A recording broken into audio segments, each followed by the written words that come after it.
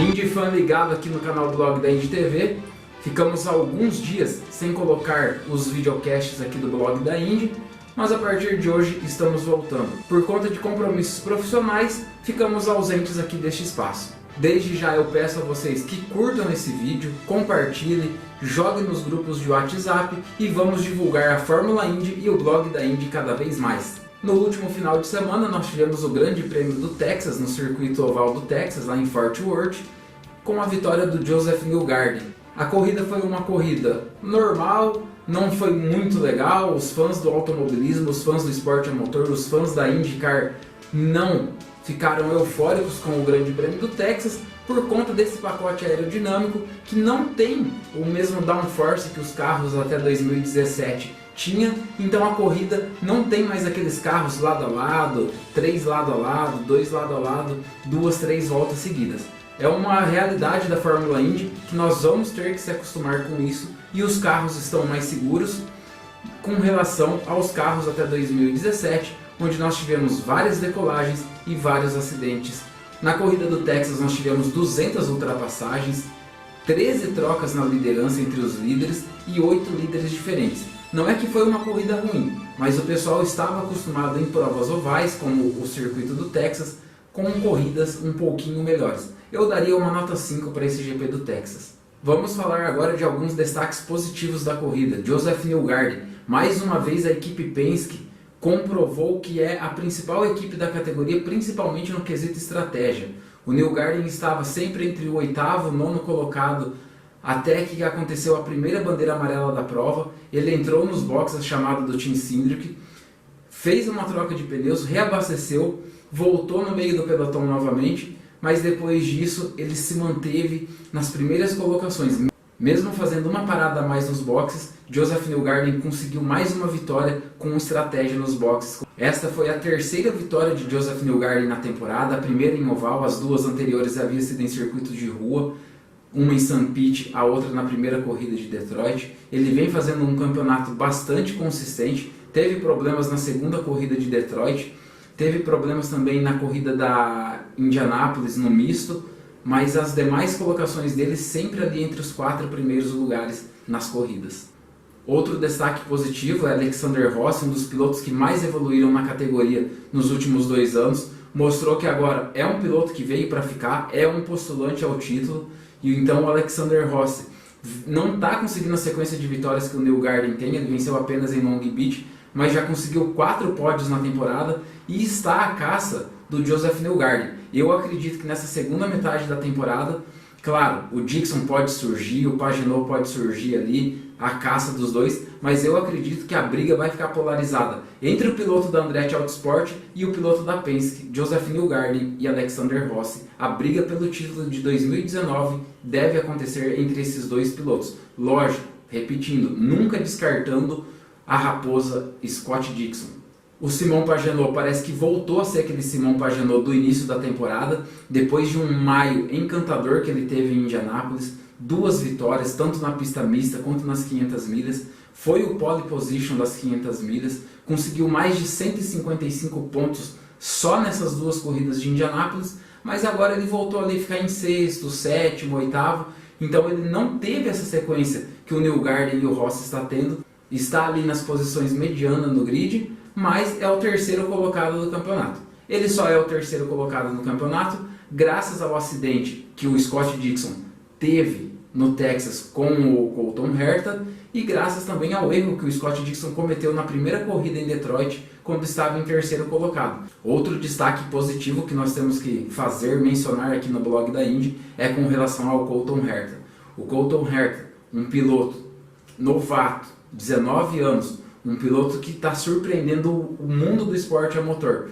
Em Indianápolis ele praticamente não andou, teve problemas durante as 500 milhas de Indianápolis, mas nessa corrida do Texas sempre esteve entre os 10 primeiros no primeiro stint da corrida, no segundo e no terceiro stint da corrida ele esteve entre os 5 primeiros, tinha carro para brigar pela vitória, até que ele e Scott Dixon se enroscaram a pouco mais ali, menos de 20 voltas para o final, poderia sim vencer mais uma corrida. Vale destacar também a evolução da equipe Harding, a equipe Harding que fechava o grid do ano passado, o pelotão do fundo, junto com a Carlin, junto com a AJ Foyt. Este ano, com investimentos, a equipe Harding, que planejava ter 2 carros durante a temporada, mas preferiu ficar com um budget apenas para um carro, investiu tudo no carro 88 Colton Herta, fez a escolha certa, na minha opinião. Melhor ter um carro rápido com apenas um piloto do que 2 carros medianos e não dar chance a nenhum deles. Então fizeram essa escolha e estão de parabéns, acertaram em cheio. Infelizmente o Colton Herta e o Scott Dixon acabaram tendo um acidente, na minha opinião um acidente de corrida. O Herta colocou por dentro, o Scott Dixon não facilitou a ultrapassagem, os dois acabaram se tocando, os dois acabaram desperdiçando pontos importantíssimos no campeonato. Colton Herta não está nem entre os 10 primeiros do campeonato, mas a posição do campeonato não mostra o que ele vem fazendo na temporada.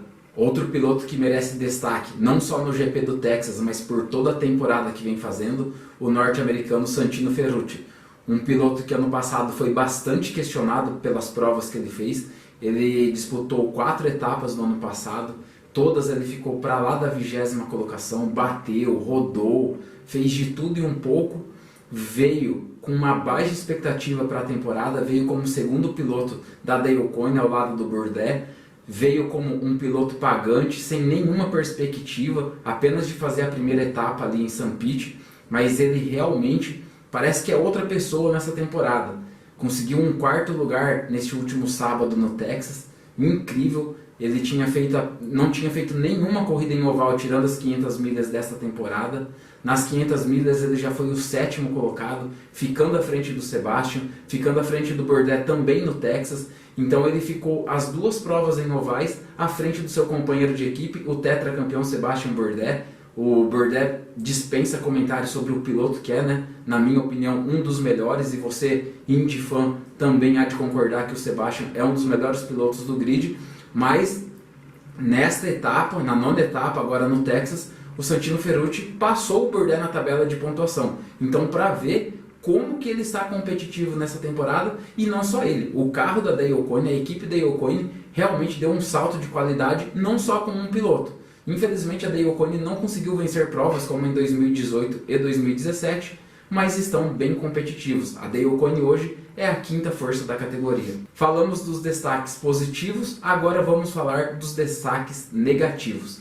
O Will Power é uma decepção só nessa temporada. O australiano, rei das pole positions, rei dos treinos, um piloto super agressivo quando está fazendo corridas de recuperação. O Will Power, quando está na frente, liderando a corrida, não tenha dúvidas que hoje não deve ter um piloto melhor do que ele quando ele está na primeira colocação. No entanto, quando ele está no meio do grid ou no fundo do grid, ele vem fazendo aquele monte de loucuras, bate nos pilotos, causa acidentes, causa bandeiras amarelas, um pouco afobado o Will Power. Mas nessa temporada nem isso ele está fazendo. Nessa temporada ele está bem apagado.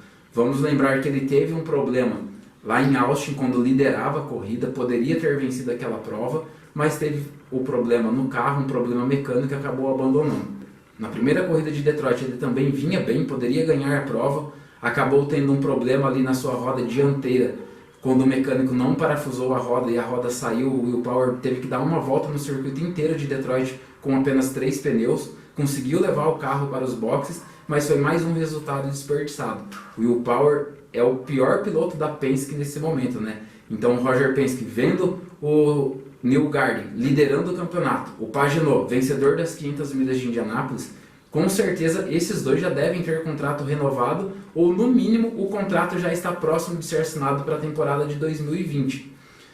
A questão do Will Power começa a se complicar na Penske, porque outros pilotos estão no radar do Roger Penske, próprio Colton Herta, Alexander Rossi. Então muitos pilotos bons há no grid da Fórmula Indy, e poucos carros são tão bons quanto o carro número 2, o 12 e o 22 de Roger Penske. Falando em decepções, o que dizer da equipe AJ Foyt? A AJ Foyt, que no ano passado tinha um carro razoável, aceitável para os circuitos ovais, andou bem no Texas, andou bem em Indianápolis, em Phoenix, em St. Louis, mas esse ano no Texas foi um desastre. O Tony até andou bem em Indianápolis nas 500 milhas, fez ali um 9º lugar super honrado com o carro que tinha, realmente foi no braço, mas no Texas foi uma decepção, a equipe só anda para trás.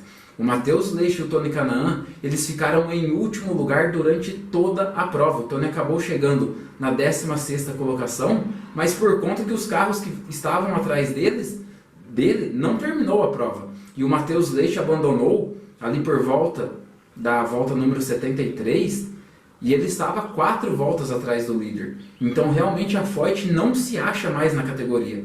Há de acontecer alguma coisa muito séria ali na equipe, rever todos os estrategistas, engenheiros, investimento. É como a equipe Harding optou. Ou você tem um carro bom, ou você não adianta ter 2 carros ruins, que é a escolha da equipe Foyt com o patrocínio da IBC. Outra equipe que só anda para trás, que não sabemos o que aconteceu, é a equipe Carlin. A equipe Carlin com o Patricio Ward estava bem nas provas mistas, ali nas 5 primeiras etapas, mas desde as 500 milhas de Indianápolis, ninguém sabe o que aconteceu com a Carlin. A Carlin ano passado estava péssima, estava no mesmo nível da AJ Foyt em 2018, mas nas 5 primeiras etapas dessa temporada ela deu uma melhorada, com o próprio Patricio, que é novato. Mas em Indianápolis e no Texas, a equipe teve praticamente o mesmo desempenho da AJ Foyt. Também é necessário rever o que está acontecendo nessa equipe. A equipe Arrow Schmidt Peterson Motorsports começa a se achar na categoria, né? Eu que apostava muito nessa equipe no início da temporada. O James Hinchcliffe vem fazendo boas provas. Ele estava entre os 3 primeiros praticamente durante todo o GP do Texas. Acabou rodando quando estava tentando ultrapassar o Alexander Rossi. Ele pegou a turbulência do carro do Pigot, que era um retardatário, acabou rodando e batendo no muro. Então, o James Hinchcliffe está devendo em termos de resultado, mas a equipe mostra uma melhora. Tanto é que em Detroit, na segunda corrida, o Marcus Ericsson foi o segundo colocado, conseguiu seu primeiro pódio, andou bem nas 500 milhas de Indianápolis. O sueco nunca tinha andado em uma pista oval. No Texas ele voltou a andar bem, né? Finalizou na 7ª colocação, um grandíssimo resultado para o sueco Marcus Ericsson. E esperamos que a partir de agora a equipe Arrow Schmidt Peterson Motorsports evolua e consiga ali ficar no nível da Rahal e da Harding. Então foi isso, galera. O GP do Texas foi uma corrida razoavelmente boa, né? Tivemos ali 22 voltas em bandeiras amarelas, tivemos 3 vezes a bandeira amarela acionada, e daqui 12 dias a Fórmula Indy volta. Nós vamos para o belíssimo circuito de Road America em Elkhart Lake, na minha opinião uma das melhores pistas do automobilismo mundial, com certeza o melhor misto dos Estados Unidos. Mas desde que a Indy voltou em Elkhart Lake, ali em 2016, nós não tivemos uma grande corrida, uma super corrida como nós tínhamos nos anos 90. Então nós esperamos que Elkhart Lake, com suas grandes retas, curvas de baixa, curvas de alta, subida, descida, o carrossel, esperamos que tenhamos uma grande prova em Road America.